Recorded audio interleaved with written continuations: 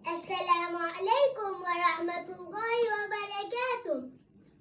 نحمده ونصلي على رسول الكريم. أما بعد, today I will talk to you about the scene of Prophet Muhammad sallallahu alaihi wasallam migration. Respected audience, the migration of the Prophet Muhammad sallallahu alaihi wasallam is a very important event in the history of Islam.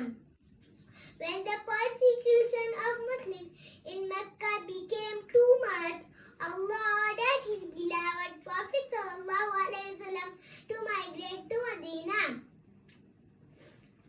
He traveled from Mecca to Medina with Hazrat Abu Bakr Siddiq radiyallahu anhu. When he left Mecca, the infidels tried hard to capture him because the chief of the infidels had set a great reward for the one who finds Prophet Muhammad sallallahu alaihi wasallam. But Allah protected him. On the way, he hid in the cave of Sur for some days.